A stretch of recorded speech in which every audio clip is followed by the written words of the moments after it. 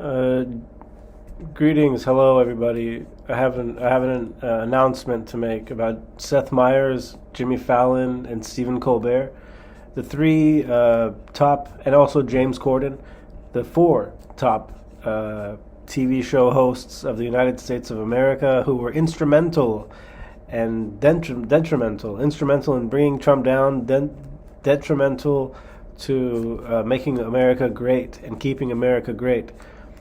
But they have only won for one term, and he might come back after Joe Biden's term is up.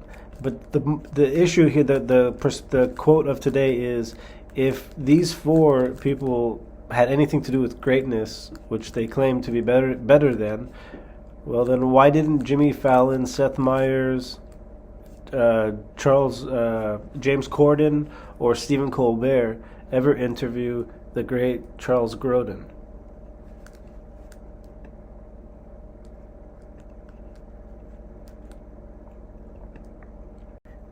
Did Joe Biden or Barack Obama ever have Charles Grodin sleep in the Lincoln bedroom? Did Hillary Clinton or Bill Clinton ever have Charles Grodin sleep in the Lincoln bedroom? What about Jimmy Fallon? Did he ever have him sleep over at his house? Did Jimmy Fallon or Seth Meyers ever even meet Charles Grodin? I think what you're looking at is something that the United States is realizing now, is that these people that are on TV who are fighting greatness, well, and the presidents who are fighting greatness, they're not great. They're just amateurs. The answer to the question, I think, is, the first one is, have they interviewed him? No. Second, have any of the presidents had him sleep over at their house in the Lincoln bedroom? The answer to the second question is no. So I think we need to fire all four of them, and also fire Joe Biden and also Hillary Clinton, because they're obviously not made for America. America only. They're not made for the greatness that Trump was bringing.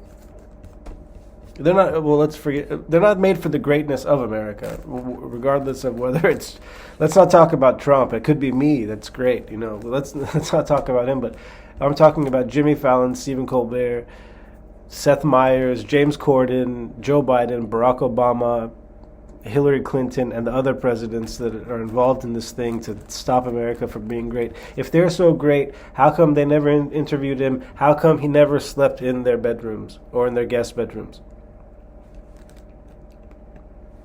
You can even ask Beyonce or any of the leading fashion houses in Milan or France, or even the Kardashians, or anyone else who has anything to do with America pretending to be so great right now, just because of beating Trump, or even Trump himself. I think Trump himself has more respect for this than anyone else has. So let's ask the other people. Let's investigate and see why the other people are like that. I mean, did Larry David ever have him on his show? Did he ever make a guest appearance on Seinfeld?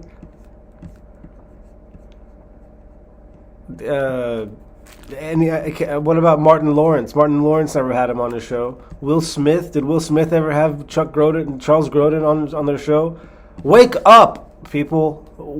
Really, everybody's hating on Trump, but they're forgetting: are they really great themselves? Are they great? If you look at, if so, then why? If they say so, why? So then why didn't he ever appear on their shows? Harvey Family Feud, Harvey Family Feud. Never showed up with Jackass. Why did he never show up on Jackass? Why did Charles Grodin never appear in Batman? Why didn't he ever appear on Miami Vice? Why didn't he ever appear on Mr. Bean? It's obvious to me that the only great thing about America was Charles Grodin, and maybe a little bit of, Robert De Niro or Martin Short. But it's obvious to me that America has no idea what's going on anymore, it needs to get a clue. It needs to start get. It needs help in being great again, if it wants to be great. This attempt at greatness, this crazy attempt at greatness was. It was kind of nowhere. It's not like people weren't understanding. I mean, maybe they should have invited. You know what they should have done is invite Charles Grodin to more NBA games, and he could have sat courtside. I mean, you think about Los Angeles, they had a really genius organization in Los Angeles. They invite Jack Nicholson to sit every day to watch the games and stuff like that. You don't find the same thing in New York. You don't find the genius of the marketing and the of Hollywood that they have in Los Angeles. You don't find it in New York.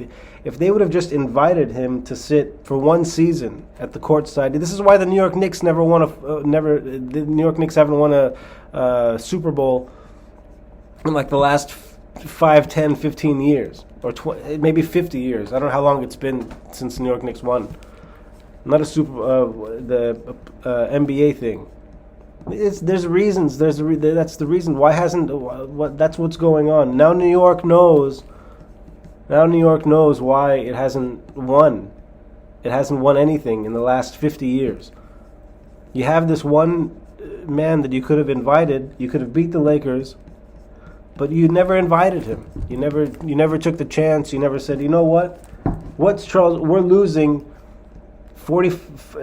65 games out of 85 games. We're losing those games every year, and it's getting only a little better. What is Charles Grodin doing? Why are we not inviting him here to the stadium so he can so we have some sort of chance to beat the Spurs, some sort of chance to beat the Lakers, some sort of chance to beat the Bulls, some sort of chance to beat the Heat. New York hasn't given itself a chance to do anything except just watch everybody else be great.